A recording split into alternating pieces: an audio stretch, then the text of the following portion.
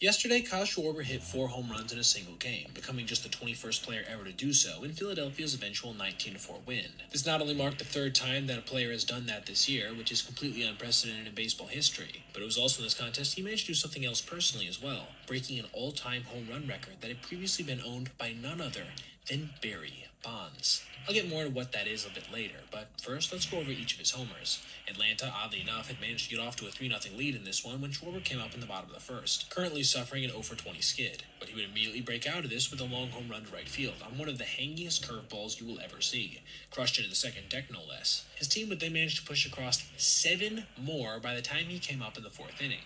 this time facing lefty reliever Austin Cox, and the same result would come to pass as in the first. Another hanging curveball crushed out to right field, this one only barely staying fair. It was this blast that I alluded to in the intro that was truly historic, as it allowed him to break the all-time mark for most home runs versus a lefty reliever by a lefty in a single season with 12, a mark previously owned by Barry Bonds. Shout out, by the way, to Cam on Twitter, who made the post I ended up seeing regarding this. Now, I can predict that some people are going to say this is a niche record, but considering that Major League relievers are usually harder to hit than starters, and they're better than they ever have been, and lefties typically have a harder time hitting same-handed pitchers, I personally think this is pretty insane. And that's reinforced by the fact that the previous record holder was a prime, roided-out Bonds. Kyle wouldn't have to wait long to extend this record, coming up in the bottom of the fifth, and this time taking a fastball high and away to left center field, registering one of the more impressive home runs from a strength standpoint you'll ever see. This brings us to the seventh, when he was facing off against a righty reliever this time, Schwarber, who, on a 1-2, hung a changeup this time, seeing Schwarb's blasted off the ESPN sign and straightaway right,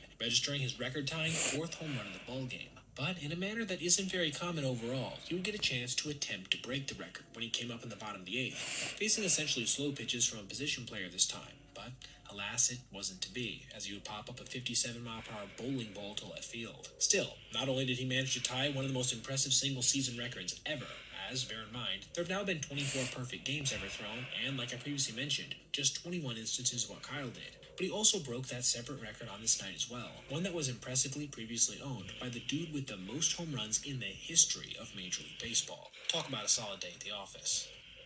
Alright everybody, if you made it this far, I appreciate you watching, and if you did, consider checking out any of these other videos on your screen right now for other content just like this. Also, if you ever see anything you'd like to see me detail in a video, feel free to reach out